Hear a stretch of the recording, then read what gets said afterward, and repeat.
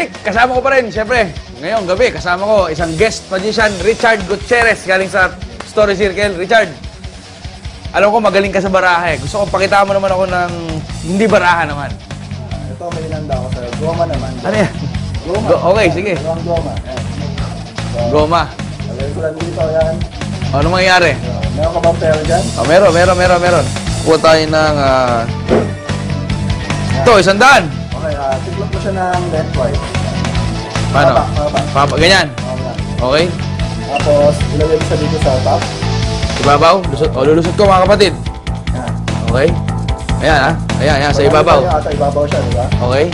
Pag in-stretch ko lang yung kamay ko, tingnan nyo na ito. 1, 2, Aba, tumatalon na. ulit. 1, 2, ulit. 1, 2. Aba. Ikaw, anong papakita? Okay, papakita ko siyempre kakaiba. Meron tayong lighter. Meron tayong papel. Tapos hindi naman papel. Hindi naman papel. Yung papel na yan, siyempre pag nagiging cellphone yan. Siyempre, nagiging cellphone. Kaya na cellphone to? Akin yan. Hindi mo alam, nanakaw ko. Meron tayong balon. Balon?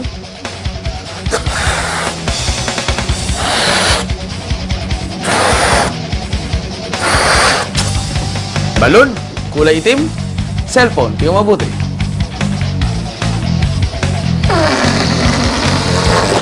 Siyempre, yung cellphone nasa loob ng balon. Diba? Nasa loob na, ayan. Nasa loob na ng balon, di ba? Ngayon, di ko na mailalabas siya, pero lang, kailangan punitin natin. Punitin natin.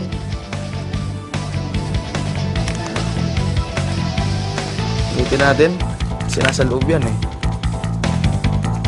Sa loob, yun. Ayun, no? Sa loob, oh. Yes! Wow!